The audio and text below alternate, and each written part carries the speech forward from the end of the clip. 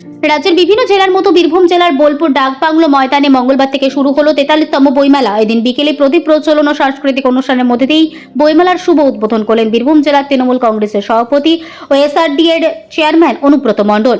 অনুব্রত মণ্ডলের পাশাপাশি অনুষ্ঠানে উপস্থিত ছিলেন পশ্চিমবঙ্গ বিধানসভার ডেপুটি স্পিকার ও রামপুরহাটের বিধায়ক আশিস বন্দ্যোপাধ্যায়, মন্ত্রী চন্দ্রনাথ সিনহা, জেলা পরিষদের সভাধিপতি কাজল শেখ, জেলা শাসক বিধান রায়, ডেপুটি ডিরেক্টর নিখিল মণ্ডল সহ প্রমুখরা। ওই বইমেলা থেকে মুখ্যমন্ত্রী মমতা বন্দ্যোপাধ্যায়কে নিয়ে লেখা 5 মিশালি রং 5 নামক একটি বই প্রকাশ করা হয়। ওই মেলায় মঞ্চ থেকে মুখ্যমন্ত্রী মমতা বন্দ্যোপাধ্যায়কে নিয়ে বইটি লিখেছেন বীরভূম জেলা অতিরিক্ত পুলিশ সুপার রানা মুখোপাধ্যায়।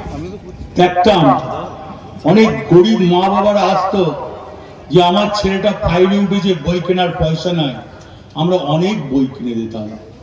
কিন্তু এখন এই 11 সালের পর থেকে আর কোনো মা বাবাকে বই কিনতে হয় না বাচ্চাদের জন্য।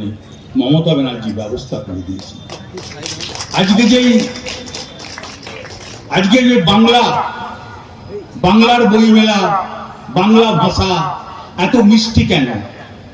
আজকে গোটা বিশ্বে আজকে যে নাম পেয়েছে রাজ্যের জন্য, তার নাম মমতা ব্যানার্জি। দেবতীজি কথা বললেন, ডিএম যে কথা বললেন, আমাদের যিনি ডিএম সত্যিই খুব ভালো লোক, সুন্দর লোক, আমি প্রশংসা করি। আছেন এখানকার ডেপুটি স্পিকার আশিস ব্যানার্জি, রামপুরহাটের বিধায়ক, আছেন মন্ত্রী চন্দ্রনাথ সিনহা, আমার ছোট্ট ভাইয়ের মতন, তিনিও খুব ভালো। তিনি বলে গেলেন, তিনি আজকে মোড়া রয়ে গেলেন, তার কাজ আছে। আছেন আমার সভাধিপতি জেলা পরিষদ, নতুন ছেলে, ভালো কাজ। বন্দ্যোপাধ্যায়ের প্রেরণায় এবং পশ্চিমবঙ্গ সরকারের জনশিক্ষা প্রসার ও গ্রন্থাগার পরিষেবা বিভাগের উদ্যোগে 43তম বীরভূম জেলা বইমেলা অনুষ্ঠিত হচ্ছে।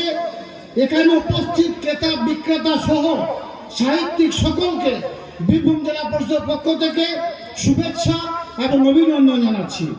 বইমেলা হলো কবি, সাহিত্যিক, প্রকাশক, ক্রেতা বিক্রেতার মিলন ক্ষেত্র।